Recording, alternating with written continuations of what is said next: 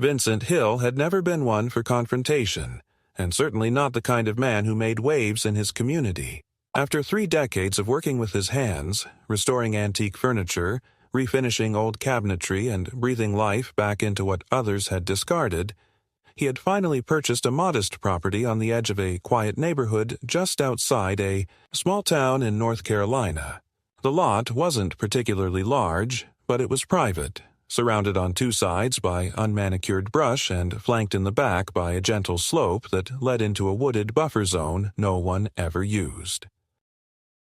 It wasn't exactly wilderness, but for Vincent, who had grown weary of traffic, strip malls, and the plastic-manufactured rhythm of urban life, it was enough. He wasn't looking for paradise, just peace. The house itself was an aging, single-story structure, not yet crumbling, but clearly in need of care. The paint peeled at the corners, and the windows were the original thin-paned glass, cold to the touch in winter and stubborn in summer. But Vincent had seen potential. He didn't view the cracked walkways and worn siding as liabilities.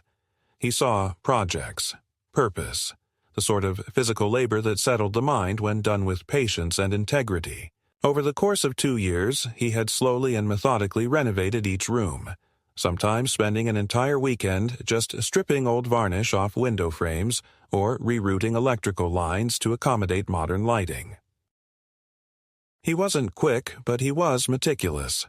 It was during one of these renovation lulls, early spring just before the heavy Carolina rains, that Vincent decided to build himself a shed. Not one of those prefab, bolted-together-in-a-day things sold at big box stores, but a real structure. He drew up the plan himself, modeled it loosely after an old tobacco-curing barn he'd seen years ago on the outskirts of Durham. The shed was modest, about 12 feet by 16, with a slanted roof, wide double doors, and small rectangular windows high on the walls for cross-ventilation. He built it with reclaimed pine boards and installed weather-treated shingles himself, one by one. It was a satisfying project, and once it was complete, he painted the whole thing a dusky red with matte black trim, the kind of understated style that fit the earth around it. He placed the shed at the far end of his backyard, where the grass thinned and gave way to packed soil and wild weeds. From his porch, it was almost hidden by the gentle slope of the land. It was far enough from the house to feel like a distinct space, his workspace, a place to store tools, maybe even do a bit of sanding on smaller pieces without coating the kitchen in sawdust. No one from the neighborhood had ever raised concerns. In fact, most people barely acknowledged his presence, which suited Vincent just fine. It wasn't until a Sunday morning, crisp and sun-drenched, that he noticed something was off. He had woken early, as always, fed the neighbor's cat that had all but adopted his back porch, and was walking toward the shed with a cup of coffee when he stopped mid-stride. From a distance, it looked like someone had left a tarp draped across the side of the shed, a strange glint catching the morning light in the upper corner. But as he approached, the full horror of it came into view. Scrawled across the front of the shed, stretching from one corner to the other in crude, uneven letters nearly 2 feet high, was a message sprayed in thick white paint. Property of the association. No punctuation, no signature, just the audacious claim made with a shaky hand and a cheap can of spray paint. Vincent stared for a moment, stunned not by the message itself but by the sheer presumption of it. He touched the surface with his fingers and felt the tacky texture of still-drying paint. Whoever had done it hadn't bothered to wait until it was fully dark.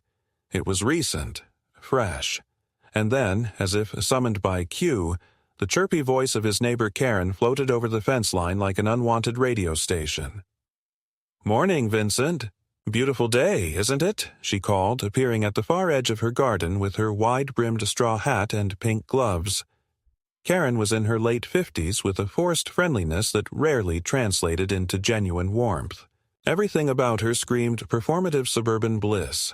Color-coordinated flower beds, holiday decorations up 2 weeks early, and a mysterious ability to always know what everyone else in the neighborhood was doing, even if they hadn't told her. Vincent didn't answer immediately. His blood was running a little cold now, and not because of the breeze. "I assume you saw the message," Karen said, smiling tightly as she pulled weeds with the kind of mechanical precision that betrayed irritation more than horticultural joy. "Bit of a surprise, I know, but the placement of that structure technically violates the neighborhood's guidelines. Common ground, you see." Vincent turned slowly, still holding his coffee, and studied her. "I wasn't aware I'd built on anyone else's property." "Well," she shrugged in a theatrical way, "sometimes these things don't get explained properly in closing documents. But don't worry, no one's mad. In fact, we're glad to have it. It'll make a perfect toolshare station, once we get the locks off." That last part, "once we get the locks off," hit him harder than he expected. It wasn't just presumption anymore. It was invasion. Ownership wasn't a concept to be decided by vague neighborhood rumor or assumptions about guidelines. He had placed that shed well within the boundary of his lot, and if anyone thought otherwise, they could bring a map and stand in his yard and show him, but they hadn't. Instead, they had come at night, or near it, with spray paint and arrogance and the casual gall to assume that their say-so mattered more than his deed. Karen continued working as though she hadn't just admitted to organizing a quiet theft of private space. "Honestly, we weren't going to make a fuss, but the committee thought it would be best to act before it became a bigger issue. Sometimes it's easier to reclassify something than to remove it. We figured you'd appreciate that." Vincent turned back to the shed, still reeling. His tools were inside. A custom miter saw, several clamps he'd inherited from a friend who passed, boxes of finishing oil and brass hinges, and a rare set of mahogany carving chisels he'd once driven 4 hours to pick up from a retired craftsman in Asheville. It wasn't just a shed. It was his livelihood's archive, his private space. He didn't remember walking back to the house, but when he reached the porch, he sat heavily in the wooden chair he'd made the first winter he lived there. The coffee in his hand had gone cold, and his fingers were sticky with drying paint. He looked back at the red shed with its ugly white scrawl and felt for the first time in years that kind of dull, deep anger that doesn't come from the moment, but from what it means. It meant they didn't see him.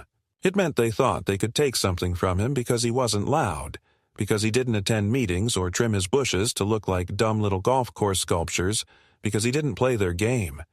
He wasn't confrontational, but he also wasn't going to let this pass, not this time. Vincent didn't act right away. The morning after he discovered the message on the shed, he spent a long time standing on his porch, staring out at the red structure now defaced with thick, uneven lettering that seemed to shout over the stillness of his yard. There was no mistaking the intention behind it. It wasn't a mistake or a misguided prank. It was a declaration. A line had been drawn, not by legal documents or mutual agreement, but by arrogance and sheer audacity. Karen's words from the previous day lingered in his mind like smoke. "We figured you'd appreciate that," as if it were a favor to repurpose something he had built with his own hands. The rage wasn't hot or loud. It was slow, concentrated, and rooted in principle. That made it harder to shake off.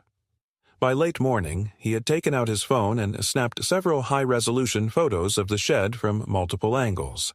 He wanted to make sure that if anything escalated, and he had a gut feeling that it would, he had an accurate record of what had happened and when. He didn't post the pictures online or send them to anyone.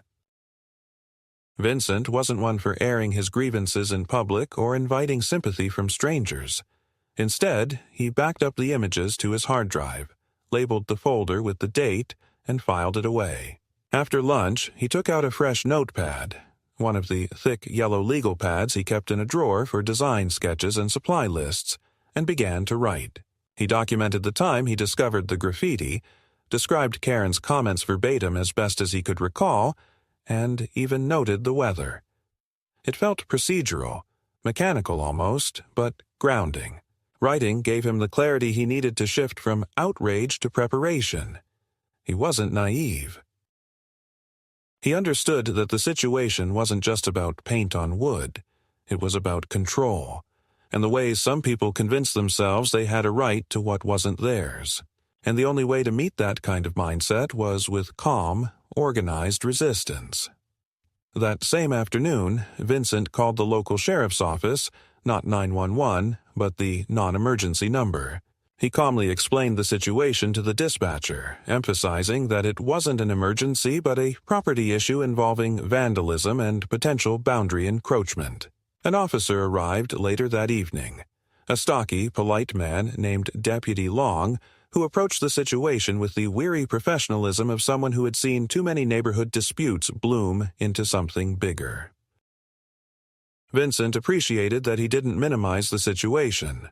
Long walked the yard with him, looked at the shed, took down notes, and asked a few basic questions. Had he seen who did it? Did he have any security cameras? Had there been other incidents? Vincent answered honestly. No, he hadn't seen it happen.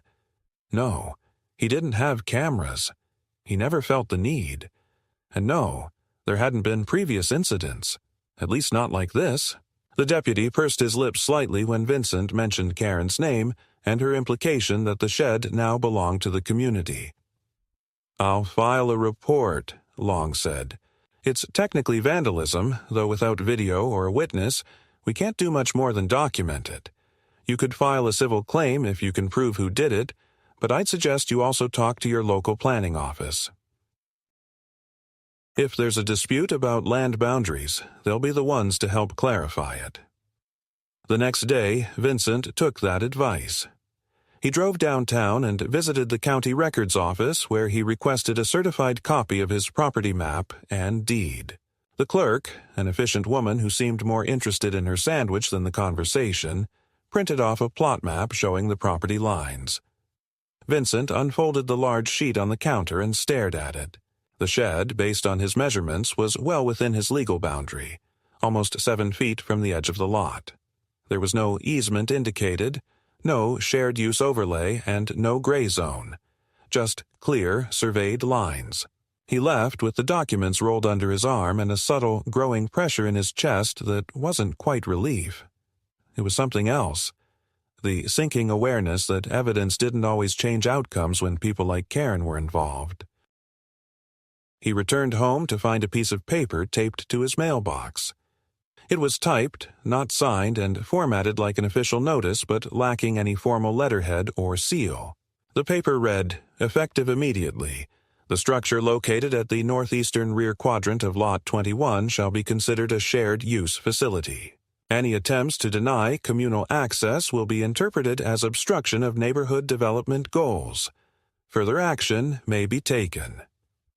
The wording was bureaucratic in tone, but its message was unmistakable. Someone had declared the shed no longer his, and they had done so without the slightest legal justification. Vincent stood at the edge of his yard holding the paper for a long time, feeling a mix of disbelief and tightening fury. He scanned the area but didn't see anyone watching. No Karen in the garden, no neighbors peeking through blinds.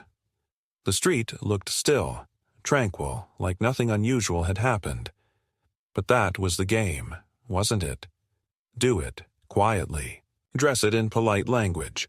Make it seem like a community decision instead of what it really was, an act of theft. That night, Vincent locked the shed. He added a second padlock and left the lights on in the backyard, not because he expected someone to return immediately, but because he needed the gesture. He needed to feel like he was reclaiming something, even if just symbolically. The following morning, he found both locks removed, neatly cut and dropped beside the door. Inside, several garden tools he didn't own had been placed on the shelves, and a cheap plastic sign reading "Tool Exchange Station" was leaning against the wall. It was no longer symbolic. Someone had entered his property, destroyed his lock, and physically altered the space. Not just vandalism now, but trespassing. When he called Deputy Long again, the officer returned with a slight frown already creasing his brow. He took another report, but he didn't offer much hope. "If you can catch someone in the act, then we can press charges.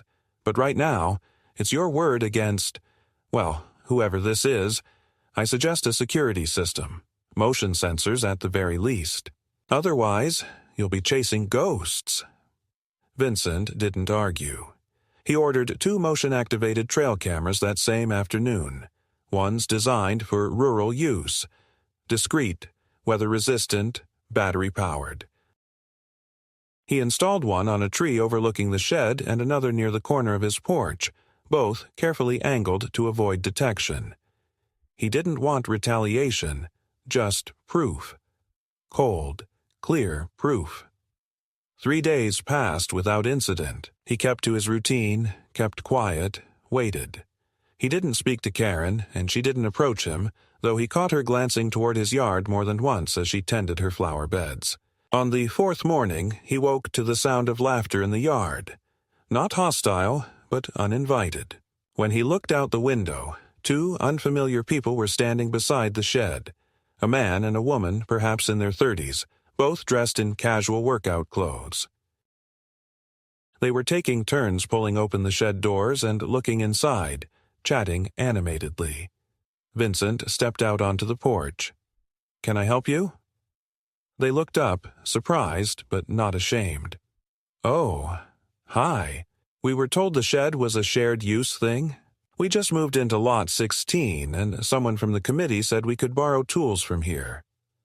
"No one asked me," Vincent said, keeping his tone even. "This is my property." The couple exchanged a glance. Karen told us it was managed by the community now. Vincent didn't yell. He didn't threaten.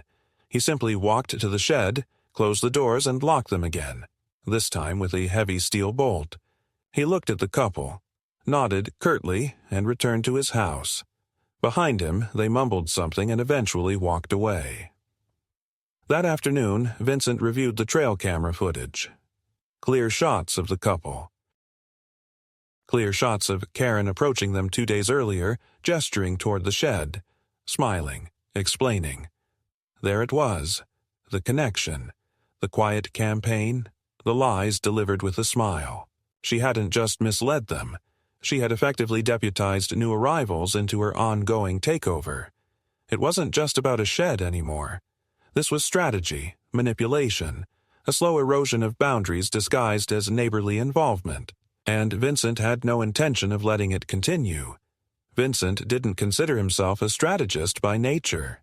He preferred craftsmanship, shaping things with care, restoring what had been worn or neglected, building slowly but with purpose. Yet, over the following week, as the situation with the shed turned from curious nuisance into something more calculating and invasive, he found himself planning with a cold, deliberate kind of resolve he hadn't accessed in years. It wasn't about ego or pride anymore. It was about precedent, about control, about the quiet, infuriating way that people like Karen inserted themselves into places they had no right to be and wore down resistance with practiced smiles and well-timed whispers until they simply got what they wanted. He had seen it before in smaller ways, in the furniture world, in local guilds where reputations were controlled by gossip rather than skill, but never like this, not where he lived, not in his own yard. The cameras had given him leverage, but he didn't yet have a plan for how to use it. He wasn't interested in blasting Karen's behavior across social media or dragging her through public spectacle. That wasn't his way. What he needed was clarity. Evidence with weight, something that would hold up not just in public opinion but legally, practically, something that couldn't be brushed off as neighborly misunderstanding or administrative error. So he made a decision that morning over his second cup of coffee. He called his old friend Miles Carpenter, a retired contractor who had since moved into property consulting and, more importantly, knew his way around zoning law better than most bureaucrats ever would. Miles came by the next afternoon, his truck kicking up a trail of dust as he turned onto Vincent's gravel driveway. They shook hands without words, and for a while just walked the property, the way men did when emotions weren't the point but details were. Vincent explained everything, what had been done, what had been said, what was still happening quietly behind the curtain of polite HOA language and Karen's staged concern. Miles listened, asked questions where needed, and took his own set of photos with a small, old-school digital camera that he kept in the glove box. After an hour of walking the perimeter, Miles crouched down near one of the survey stakes half buried at the back of the lot. He used a compact laser measurer to double-check the line and muttered something under his breath as he stood. "They're trying to redefine what's already defined," he said finally. "This stake's been here for over 15 years. You're clean, but they're banking on you not having the resources to fight it." He looked toward the shed, then back to Vincent. "You need to escalate, not with yelling, on paper, official channels, quiet but surgical." Vincent nodded. That same day, he retained a property rights attorney named Celine Taylor, a sharp, composed woman in her 40s who took his case without theatrics or false promises. Her office was small, but the walls were lined with framed decisions from previous cases, zoning reversals, injunctions, settlements. She didn't ask Vincent to recount everything in dramatic detail. Instead, she asked for his documents: deed, survey, inspection reports, the photos, the trail cam footage. She scanned everything quickly, efficiently, and nodded once. "They've crossed a line," she said, tapping one nail against the desk. "A big one. What you're experiencing isn't just social friction. It's organized encroachment. If they're acting through the neighborhood committee, we'll need their documentation. If they're not, it becomes a direct trespass issue. Either way, it's actionable. First step, formal notice. Then we press for a cease and desist, and if they keep pushing, we escalate to injunctive relief. But if you want this to stop, you're going to have to treat it like war." Vincent wasn't shaken by her tone. If anything, it clarified his own instincts. This wasn't going to be a conversation resolved by neighborly dialogue. It was structure versus intrusion. A matter of principle, yes, but also of law. The next week passed in tense silence. Celine sent a formal letter to the neighborhood board, certified, documented, precise. In it, she outlined the violation of property rights, the unauthorized access, the defacement of private structures, and the campaign to misrepresent Vincent's land as public. It was clean, unemotional, and backed by documentation. The kind of letter that made real estate attorneys wince and insurance reps immediately check coverage limits. In response, there was nothing. No call, no apology, just quiet, until 2 nights later. Vincent woke at 3:13 a.m., to the sound of the movement outside. Not loud, but purposeful, gravel crunching under slow, deliberate steps. He pulled on jeans, slid a jacket over his shoulders, and stepped onto the porch, careful not to turn on the lights. The moon was bright enough to cast soft silver over the yard. At first, he saw nothing. Then, near the shed, a figure, slim, hooded, crouching near the door. A moment later, the metallic click of something being slipped into the lock. Vincent didn't shout. He stepped inside, retrieved the flashlight from the side drawer and the heavy crowbar he kept for prying boards, and walked into the yard.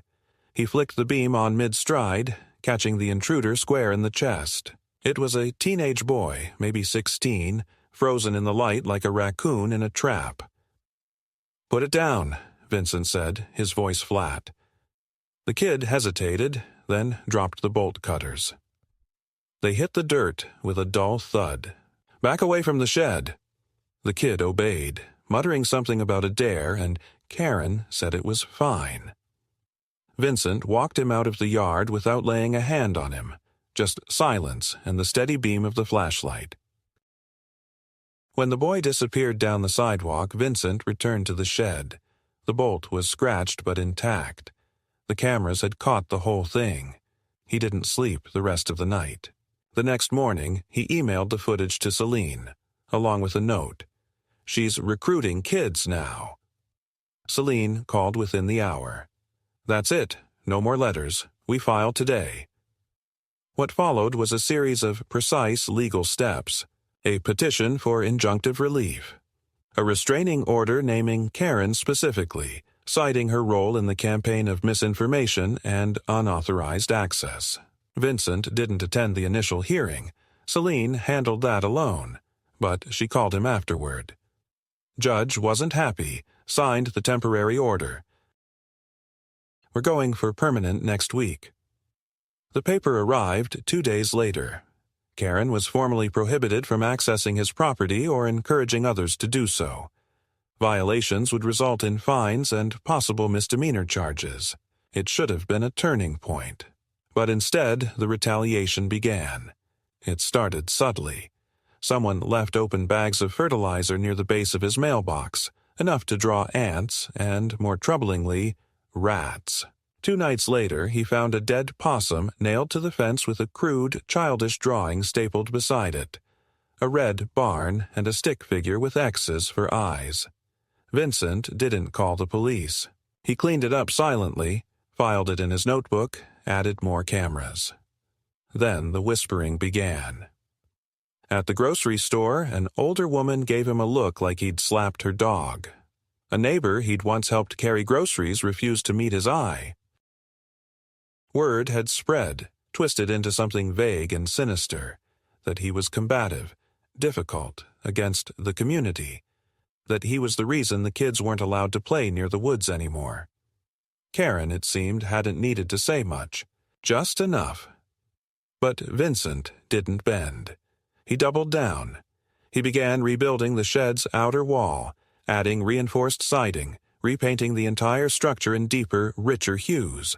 He installed solar lights around the perimeter, cleaned the gutters, and sealed every corner. When asked, he said nothing. But when Karen passed his yard and glanced at the shed, she now saw something unmistakable. He was preparing for a long fight, and he wasn't going anywhere. By the time April gave way to the early sweat of southern May, Vincent had stopped expecting resolution to come through reason. The polite channels had been used.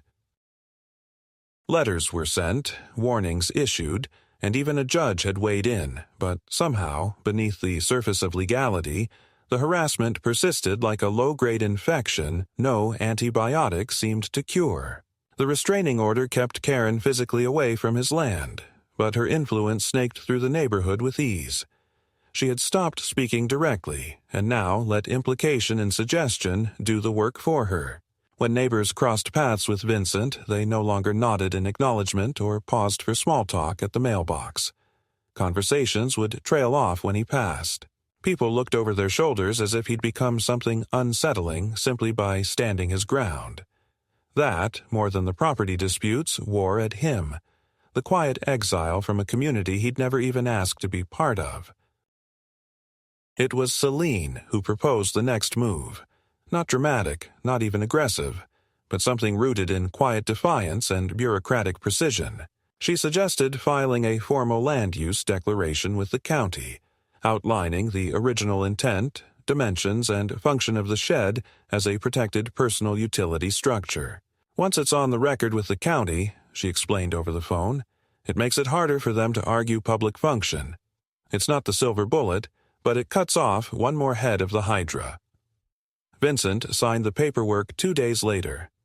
The declaration included detailed maps, photos, receipts for building materials, and a sworn affidavit. It was, in every sense, just another formality, but he found a strange kind of peace in it, a feeling not of control, but of momentum. Still, he couldn't shake the knowledge that paperwork only worked on people who respected the authority it came from. Karen and her cohort didn't play by those rules. They played by perception, by exploiting the space between private and communal, right and assumed right. That divide became painfully clear when the inspectors came. Vincent had returned home one afternoon to find a white city-issued SUV parked at the end of his driveway, hazard lights blinking lazily in the sun. 2 men in khaki uniforms were walking the side of his yard, holding clipboards and murmuring. He approached slowly, cautious but composed, and introduced himself. "Mr. Hill," one said, flipping to the first page of his file. "We're here in response to a community complaint regarding unpermitted structures and potential livestock violations." Vincent blinked, the words sinking in like stones. Livestock? The second man gestured toward the shed.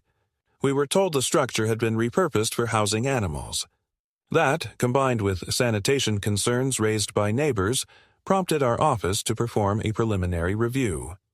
At first he wanted to laugh, an actual, sharp, bitter laugh, but he knew better. Karen's tactics had just escalated again, and this time she'd weaponized regulation. Not HOA policy, but city code. It was smart, devious, effective. Vincent remained calm. There are no animals, he said evenly. No livestock. No agricultural activity, and the shed is registered, documented, and built on my land. The men didn't argue.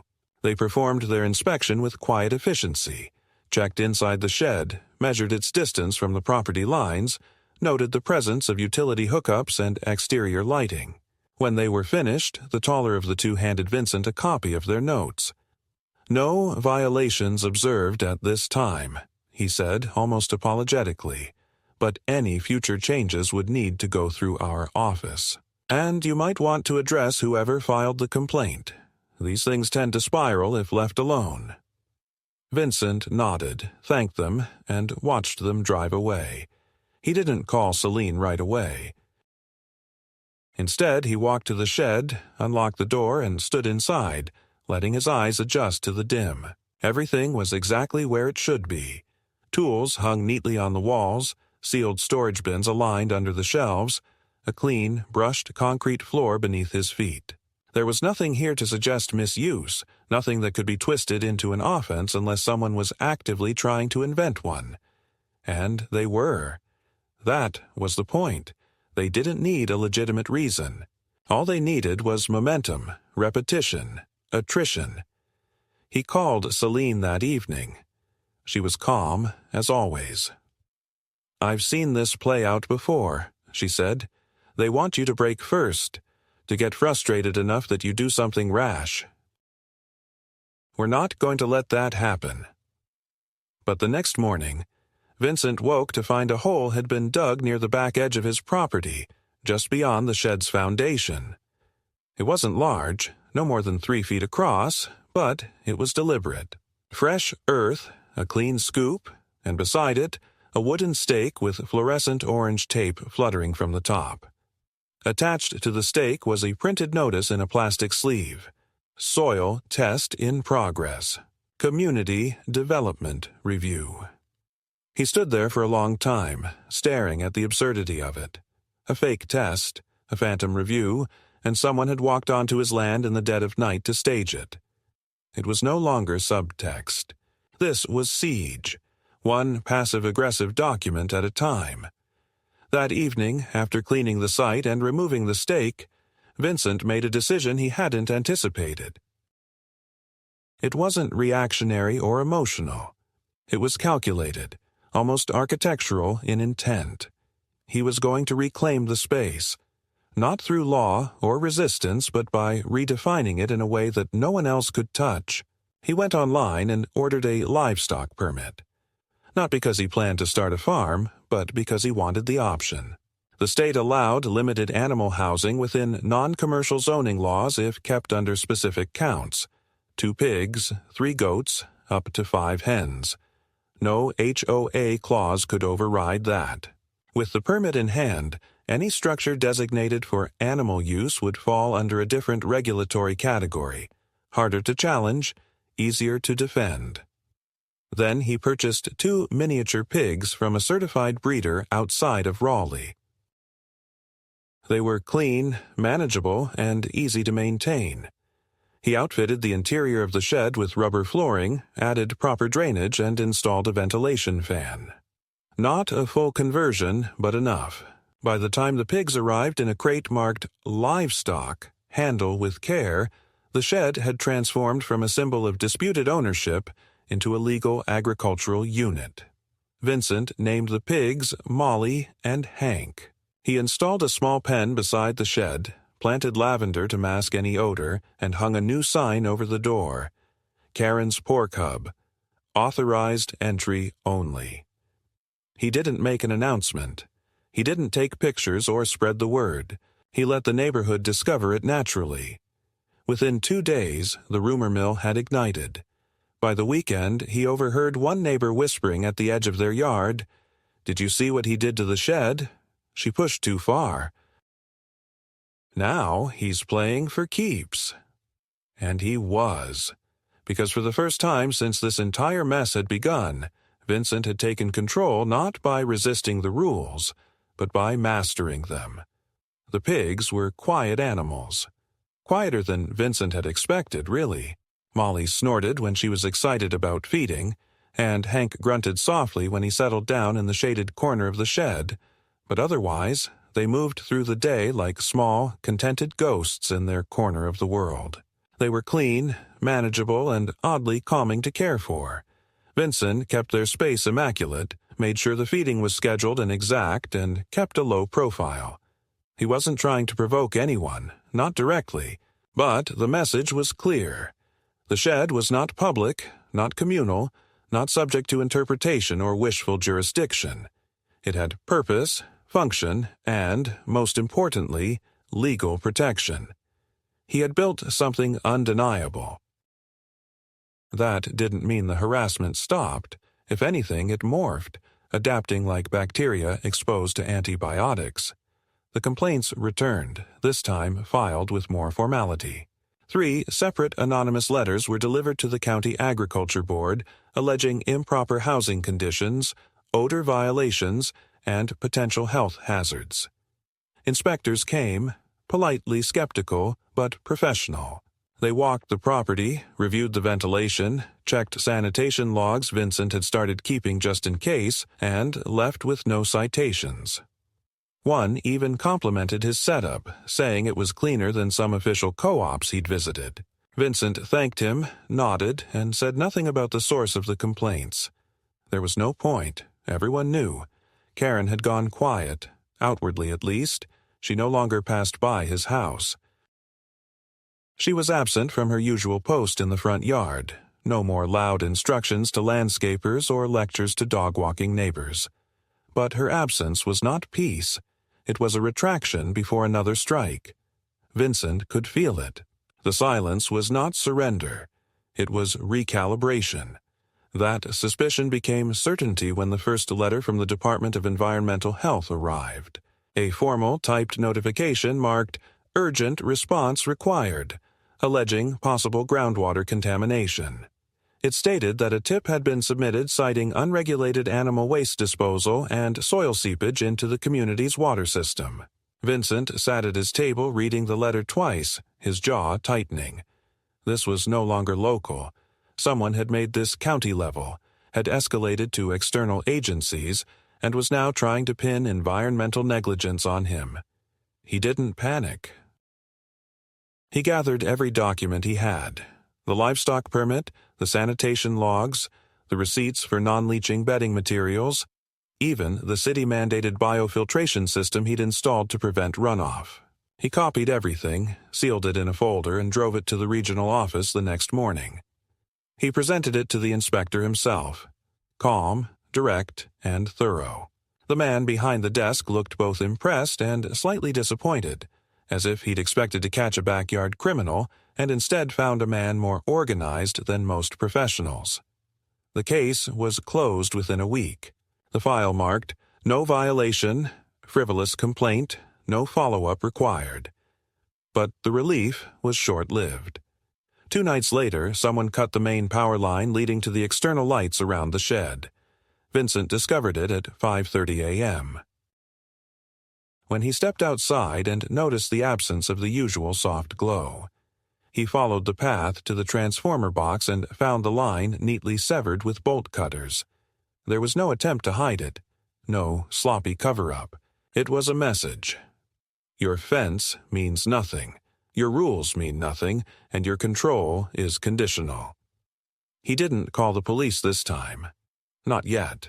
Instead, he replaced the wiring, buried it deeper, and installed a battery backup system. Then he added motion sensors at the perimeter, not just for lighting, but for silent alerts to his phone. The trail cameras were upgraded to infrared. He placed 2 new ones along the fence, masked by shrubs, angled not just at the shed, but at the sidewalk. If someone approached again, they'd be recorded from 3 directions. He also called Celine and asked if they could begin the process of filing for a harassment injunction, something broader than the original restraining order. "We'll need evidence of continued targeting," she said. "The power line helps. But keep documenting. They're trying to make you overreact. Don't give them that." Vincent didn't. Instead, he kept his head down and waited. The tipping point came on a Thursday, just after noon, when he returned from a supply run to find a small crowd gathered near the edge of his property. 5 people, none of whom he recognized, were standing by the fence, murmuring and pointing at the shed. 2 held clipboards. 1 was wearing a fluorescent vest, the kind usually worn by city contractors. When Vincent approached and asked what they were doing, the oldest among them, an officious man with graying temples and mirrored sunglasses, responded that they were conducting a preliminary site evaluation for community utility redesignation. Vincent stared at him, stunned. "We've received a petition," the man explained coolly, "signed by several residents proposing the reclassification of this corner lot as a communal access point. We're here to conduct feasibility assessments, not to enforce anything." "You're standing on private property," Vincent said, his voice quiet but firm. "There's been no sale, no transfer, no consent." The man hesitated, checked his clipboard, and frowned. "We were told this section was currently under transitional use." "By whom?" "I'm not authorized to disclose petitioner identities." Vincent stepped closer. "Then you're not authorized to be here." One of the women in the group, younger, clearly uncomfortable, glanced toward the others and muttered something about confirming jurisdiction.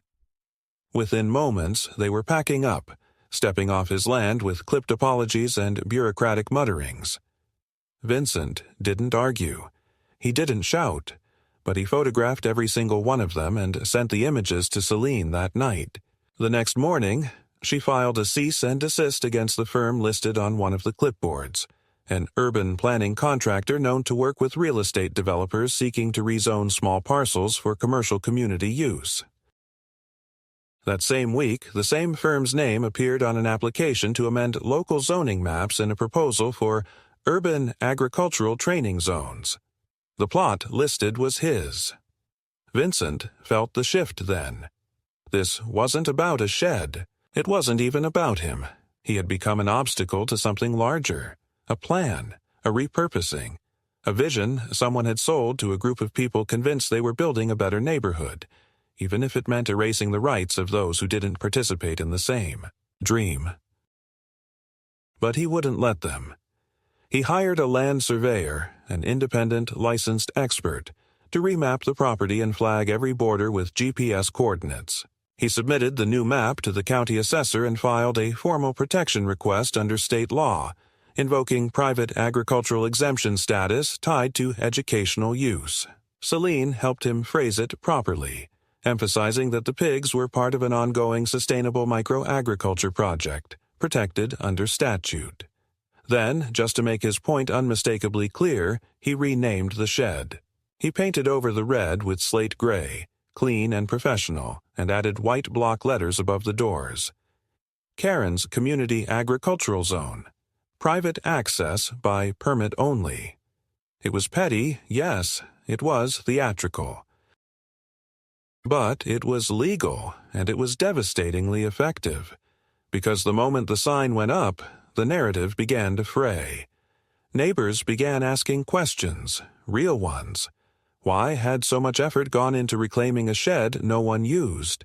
Why were there legal threats and city visitors and inspectors for something that didn't affect anyone's daily life? Why was Karen so quiet all of a sudden? And then came the whisper he'd been waiting for. A neighbor, someone Vincent had never spoken to directly, slipped a note into his mailbox. No name, no address. Just a sentence written in neat, uncertain cursive. They want the back lots. Developers. She promised them cooperation. It was the missing piece. They weren't just targeting him for personal reasons. Karen had brokered something behind closed doors. Promises, parcels, dreams of converting small residential zones into something newer, shinier, and profitable. His land was one of the few that bordered the undeveloped buffer zone, prime for expansion if no one stood in the way. He stood. The second escalation was not about noise and not about conflict. It was about permanence. About turning his quiet resistance into a legal fortress no developer could walk through without facing consequences. Vincent didn't just win a battle. He started the war. By mid-June, the shed had ceased being just a structure. It had become a symbol. One built not merely of wood and steel, but of principle, persistence, and precision. Vincent no longer viewed it as something to protect. Now, it was leverage. It was proof. It was the last unmoved piece on a board that others had tried to reset in secret. And while the rest of the neighborhood turned increasingly cautious, dancing between passive curiosity and polite avoidance, Karen's side had gone dormant. Too dormant. That silence, deeper than the previous lulls, didn't settle Vincent. It sharpened his instincts. He knew better than to believe the storm had passed. It had simply moved behind another curtain. The next formal action came not as vandalism or midnight intrusions, but as an envelope. Thick, certified, and stamped with the name of a law firm known for handling property transitions and civil disputes on behalf of real estate groups. The letter was dense with legal phrasing but boiled down to this.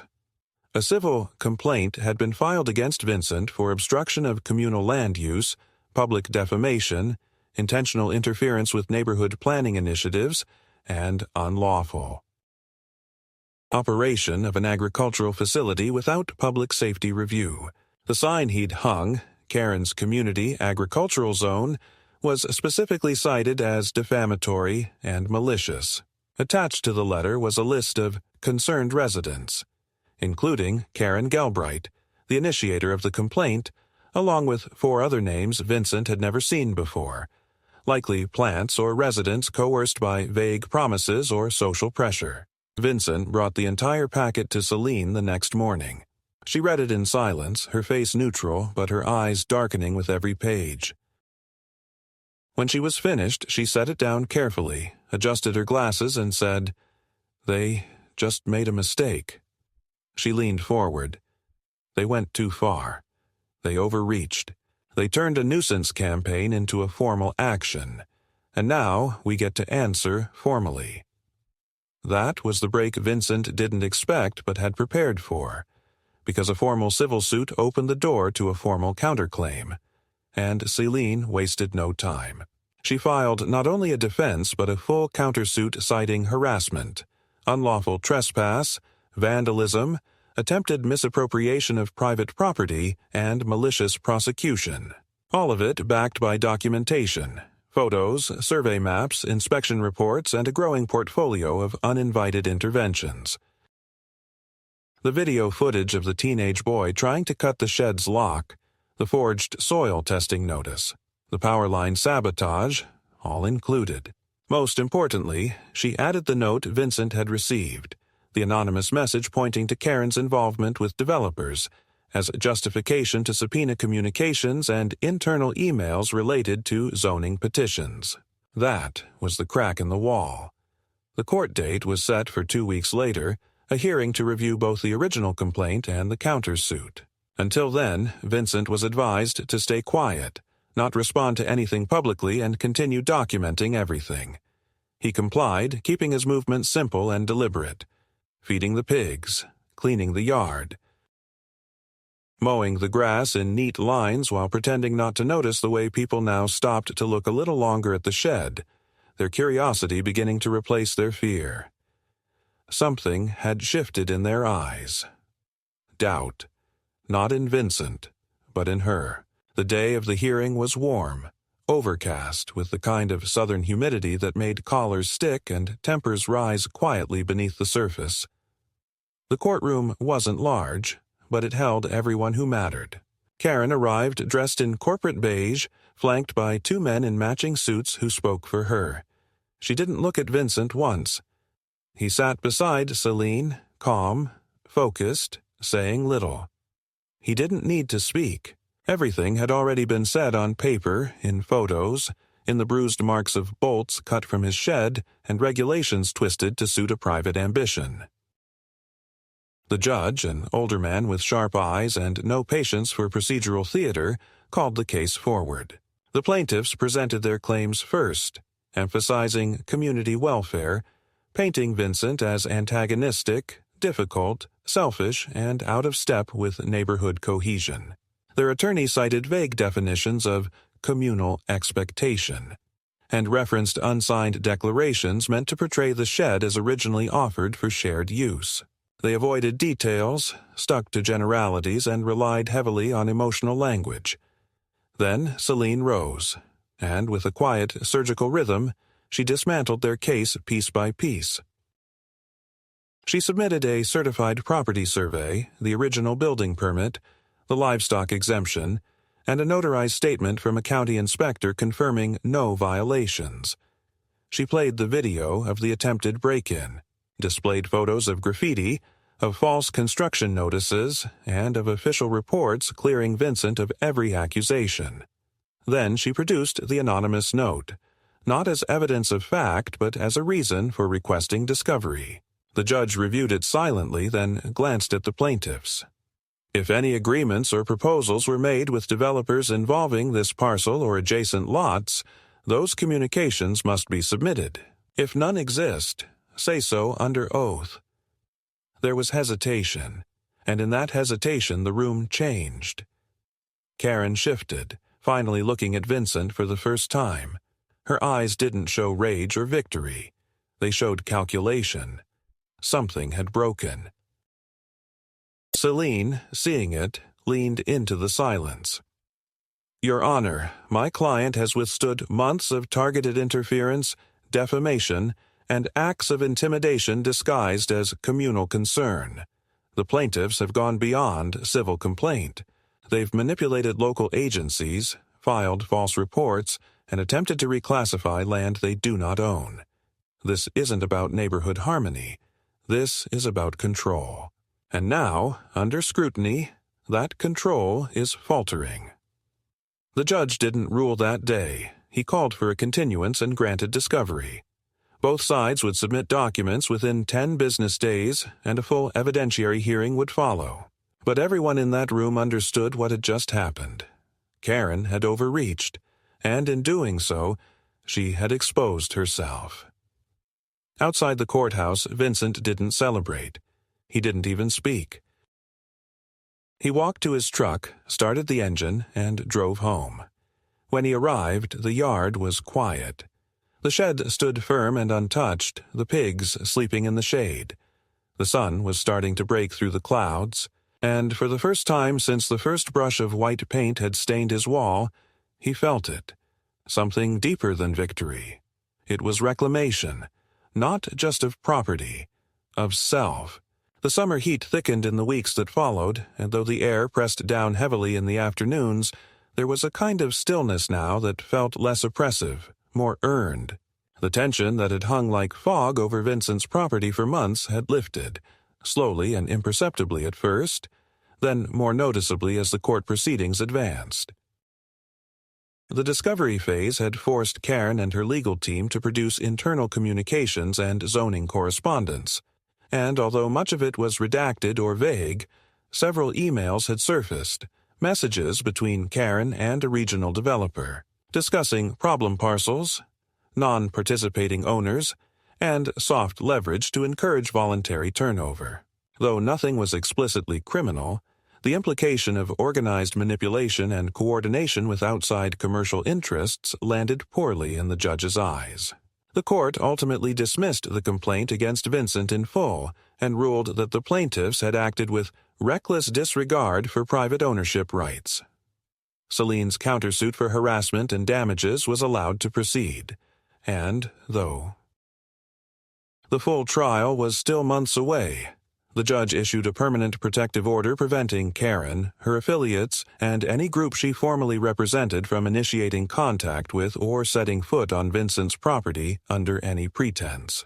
The day the ruling was issued, Vincent came home to find a single daisy tucked through the fence near his mailbox. No card, no note, just the quiet symbol of acknowledgement from someone in the neighborhood. He didn't know who left it, and he didn't need to. It was enough to tell him that the narrative had shifted, that the wall of silence and suspicion had cracked. People were watching, yes, but now they were watching her. Karen didn't move out, not right away. She stopped attending local events, avoided casual contact, and was rarely seen outside. Her front garden, once obsessively maintained, began to wilt under the sun, and by August, weeds were beginning to poke up around her walkway. Word spread slowly that the developer had pulled back from the project. Too much heat, too much attention, not enough public support. Whatever ambitions had fueled the campaign against Vincent had stalled, and with no land to build on and no leverage to pressure others, the quiet machine she'd orchestrated ground to a halt. Vincent never spoke to her again. He didn't gloat. He didn't even look her way when passing by. He simply lived. He continued tending to the pigs, expanding the small pen to give them more shade, planting herbs along the outer fence to improve the soil and to give the air around the shed a cleaner scent. He restored an old bench and placed it under the oak tree near the back edge of the lot, where the light filtered through the leaves just right in the early evening.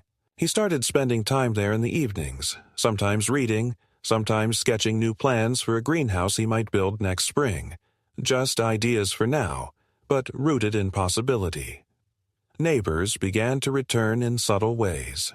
A couple down the street asked about his setup, curious about the pigs and whether the exemption process was difficult.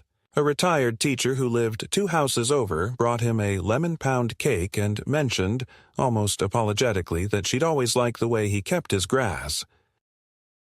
Even the couple who'd once tried to borrow tools from the shed stopped by, this time with respect, asking if he had recommendations for building their own. Vincent didn't forget what had happened. He didn't pretend it hadn't scarred something in him. His sense of safety, of neighborly trust, of the unspoken agreement that people should leave one another in peace. But he also didn't carry it like a shield anymore. He had seen what could happen when silence was weaponized, when civility was used as camouflage, and when a smile could mean anything but kindness. He had learned that the best defense was not retreat, but clarity. That paperwork could mean more than protest. That patience, when paired with preparation, could be the sharpest form of resistance. By early September, the yard looked better than it ever had. The shed stood clean and unmarked, a fresh coat of paint softening the edges. The sign above it quietly removed and replaced with a simpler plaque. Private workshop. No entry without permission. There were no more jokes, no more claims. Just space, honored.